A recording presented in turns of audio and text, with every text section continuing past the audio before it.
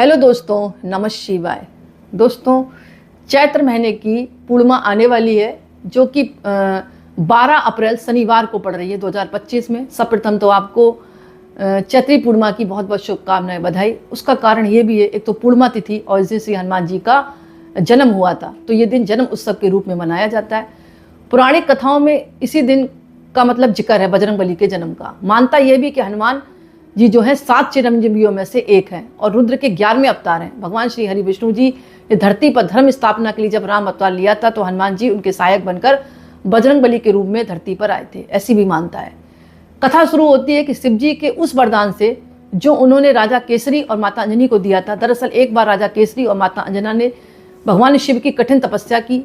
जब दोनों की तपस्या से भगवान प्रसन्न हुए तो माता अंजना और केसरी से वरदान मांगने को कहा, जिस पर माता अंजना ने कहा, हे भोलेनाथ, हमें एक ऐसा पुत्र का वरदान दीजिए जो बल में रुद्र की तरह हो, गति में वायु की तरह और बुद्धि में गणपति के समान तेजस्वी हो। माता के वचनों से खुश होकर शिव जी ने माता को वरदान दिया और अपनी रोध शक्ति को पवन देव के रूप में यज्ञ कुंड में समाहित किया और उत्पन्न शक्ति को माता अंजना के घर में स्थापित कर दिया। ऐसा कहा, मतलब ऐसा उन्होंने किया, जिस वजह से हनुमान जी का एक नाम पवन पुत्र भी हुआ। शिव शंकर की कृपा से अंजना गर्भवती हुई और चैत्र मास की शुक्ल पक्ष की पूर्णिमा तिथि, जिस दिन मंगलवार को भगवान रुद्र के 11वें अवतार के रूप में श्री हनुमान जी का जन्म हुआ था। इसीलिए हनुमान जी को मंगलवार को चोला चढ़ाया जाता है। हनुमान जी के जन्म से ही बल और बुद्धि विज्ञान में बहुत निपुण थे। इसके अलावा कहा जाता है, एक बात और आती है दूसरी कथा के मुताबिक कि एक बार जब दुर्वासा ऋषि स्वर्ग के राजा इंद्र के बुलावे पर इंद्र की सभा में पहुंचे तो पुंजिक स्थली नामक एक अप्सरा ने सभा में बेवजह देवगणों का ध्यान भटकाने की कोशिश की। इससे नाराज होकर ऋषि दुर्वासा ने पुंजकल स्थली जो बंदरिया बनने का उनको श्राप दे दिया। जो पुंजिका स्थली जो अप्सरा थी उसको मतलब बंदरिया बनने का श्राप दे दिया। क्यों दे दिया? क्योंकि उसने देवगणों का ध्यान भटकाने की कोशिश की थी, जिससे ऋषि दुर्वासा नाराज हो गए थे। जब रोते बिलखते हुए पुंजक स्थली ने क्षमा याचना की तो ऋषि दुर्वासा ने उन अगले जन्म में बंदरों के राजा केसरी की पत्नी होने और रुद्र अवतार बजरंगबली की मां होने का सौभाग्य प्राप्त होने की बात कही।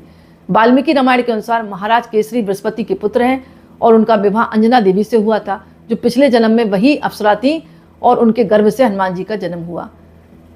क्योंकि ऋषि दुर्वासा ऋषि ने उनको मतलब उनके श्राप को मिटाने के लिए, क्योंकि श्राप एक बार दे दिया तो मिटता नहीं है, तो वो रोने लगी थी पुंजिका स्थली जो अप्सरा थी और वो गलत कार्य कर रही थी, क्योंकि वो ऋषि मुनि जो भी थे वहाँ पर देवगण जो थे उनका ध्यान भटका रही थी। तब गुस्से में आकर ऋषि दुर्वासा ने उनको श्राप दे दिया था कि अगले जन्म में तुम मतलब बंदरिया बनोगी। तब उसने माफ़ी मांगी, तब उन्होंने ये बात कही कि आपको मैं बजरंगबली माँ होने का सौभाग्य प्राप्त होने की बात कही। वाल्मीकि रामायण के अनुसार महर्षि महाराज जो थे केसरी बृहस्पति पुत्र हैं और उनका विवाह अंजना देवी से हुआ है, ऐसा मानना है। जो पिछले जन्म में वही अप्सरा बनी, उनके गर्भ से हनुमान जी का जन्म हुआ, ऐसी मतलब मान्यताएं हैं। कथाएं अनेक हैं, उसमें एक कथा और आती है, संतान प्राप्ति के लिए राजा दशरथ ने जब यज्ञ करवाया था तो उसके हवि के रूप में उन्हें खीर प्राप्त हुई, जिसके प्रभाव से राजा दशरथ की 3 रानियां गर्भवती हुई। राम, लक्ष्मण, भरत और शत्रुघ्न का जन्म हुआ। लोक कथा के अनुसार इस हवि का एक अंश लेकर भगवान विष्णु वाहन गरुड़ देव उड़ गए और उस जगह गिरा जहाँ माता अंजना पुत्र प्राप्ति के लिए तप कर रही थी। माता अंजनी ने हवि को ग्रहण किया और उसके चमत्कार से उनके पुत्र रूप में हनुमान जी की प्राप्ति हुई। अब देखो कितनी किंवदंतियाँ और कितनी कथाएँ हैं। इसके अलावा हनुमान जी के अवतार में नारद जी के उस श्राप की सिद्धि निहित थी जो उन्होंने एक बार भगवान विष्णु को दिया था। कथा कुछ ऐसी थी कि नारद जी एक राजकुमारी पर मोहित होकर उससे विवाह करना चाहते थे। नारद जी ने अपने रूप को निखारने के लिए भगवान विष्णु के पास गए, लेकिन भगवान ने उन्हें बानर का चेहरा दे दिया। नारद जी उसी मुख से स्वयंवर में पहुंच गए, जहाँ उनका विवाह तो नहीं हुआ बल्कि लोगों ने उनका खूब अनादर किया, हंसी उड़ाई। नारद अपमानित होकर लौटे। उन्होंने विष्णु जी को श्राप दिया कि एक दिन आपको अपने काम संवारने हेतु बानरों की मदद लेनी होगी। यही श्राप आगे चलकर एक वरदान साबित हुआ और हनुमान जी ने बानर बनकर श्री राम के रूप में भगवान विष्णु की सहायता की।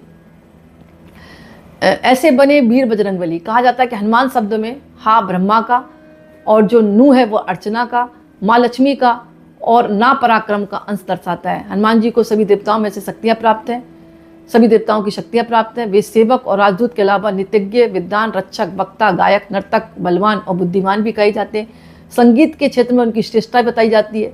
शास्त्रीय संगीत के 3 आचार्यों में से वे एक है। इसके अलावा ये भी कहा जाता है कि बजरंगबली जो है श्री राम जी के मतलब भक्त थे।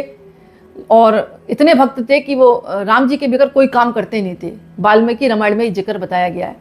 इसके अलावा अन्य कहानियाँ हैं, लेकिन मुझे ये कहानियाँ अच्छी लगी जो मैंने कि आपके साथ शेयर की हनुमान जी के जन्म उत्सव के अवसर पर।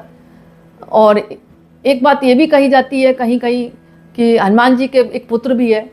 जब लंका जलाने के बाद हनुमान जी समुद्र किनारे पहुंचे तो उनके पसीने की एक बूंद समुद्र में गिर गई, जिससे एक मछली ने पी लिया था। उसी पसीने की बूंद से मछली गर्भवती हो गई और उनके एक पुत्र ने जन्म लिया जिसका नाम मकरध्वज था। हनुमान जी के इन विवाहों का भी उल्लेख है, लेकिन 3 विवाहों का विशेष परिस्थितियों में बताया गया है। विवाह के पश्चात भी हनुमान जी आजीवन ब्रह्मचारी रहे। यानी अलग अलग कई बातें आई हैं समझ में, लेकिन कुल मिलाकर विवाह का जिक्र तो है, लेकिन फिर भी विवाह होने के बाद भी हनुमान जी को ब्रह्मचारी ही माना गया है, क्योंकि उन्होंने विवाह करने के बाद भी वो आजीवन ब्रह्मचारी रहे, ऐसा कहा जाता है। मतलब स्त्री के साथ वो नहीं रहे। अनेक अनेक कथाएं हैं, कहीं से कुछ दिखता है, कहीं से कुछ दिखता है, संशय तो रहता है, लेकिन हनुमान जी आजीवन ब्रह्मचारी हैं। आप संशय क्रिएट ना करें। मेरे अकॉर्डिंग शादी होने के बाद भी उन्होंने मतलब स्त्री के साथ संबंध नहीं रखे, ये कहा गया है। आजीवन ब्रह्मचारी है और जो पूजा उनकी करता है उसका भी ब्रह्मचारी रहना आवश्यक है, जिस दौरान वो उनकी पूजा पाठ कर रहा है। इस बात का ध्यान रखें। और सभी रामायण और रामचरितमानस में कहा जाता है कि हनुमान जी ब्रह्मचारी हैं। जितनी भी पुस्तकें अधिकतर ब्रह्मचारी की संज्ञा में हनुमान जी को मिली है, तो इस बात का आप ध्यान रखें। तो छोटा सा वीडियो था, उनके जन्म अवसर के रूप में मैंने आपको कथा सुनाई। और आज का वीडियो मैं ही समाप्त करती। पसंद आए तो लाइक करें, कमेंट्स में नमः शिवाय जरूर लिखें। बहुत बहुत धन्यवाद।